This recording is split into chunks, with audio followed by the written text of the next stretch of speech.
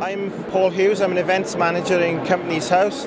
Worked there for 25 years in various departments and currently organise all our events like these types of shows, exhibitions, and we run our own business seminars or what we call information days. So we can go out to the customers and give them information about what we do. There's two main reasons. Limited liability, so that a company they form is a legal entity in its own right, so it can be prosecuted if it doesn't comply with the company law.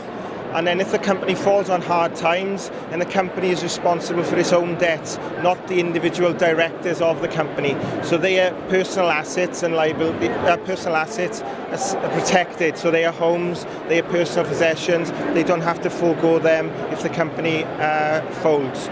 A second reason is to protect the name. The company names are unique on our database. There can only be one company of a particular name. You can't have more than one company of the same name. So some people who've got unique names, they'll register a company and may even leave it dormant just to protect that name.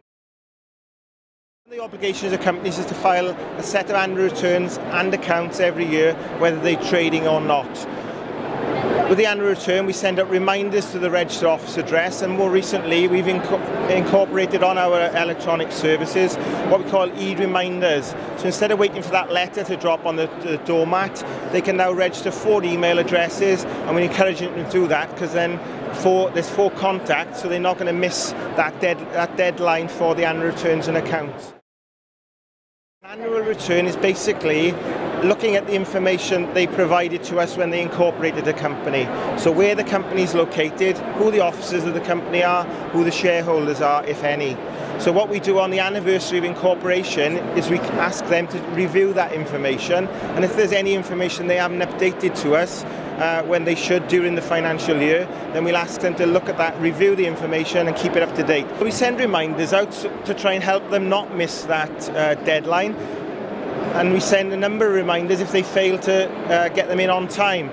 But unfortunately, if they don't send them in at all, the registrar can go down the path of prosecuting directors for non-compliance or even dissolving a company. If we get no feedback back from the company, the registrar can think the company is no longer required, and then he can dissolve the company. Monitor is something that we've developed again into our web filing service, and with Monitor you can monitor a competitor.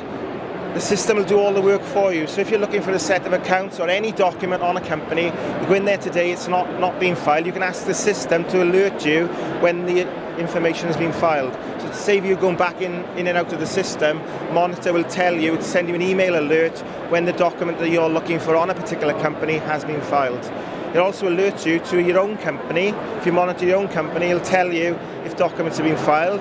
So if there's documents you haven't filed and somebody's trying to file them fraudulently, it'll alert you to the fact, and we can investigate further then. companieshouse.gov.uk. It's got all the guidance on there, right from incorporating a company, how to file the relevant information, and then searching on company data for any limited company within the UK.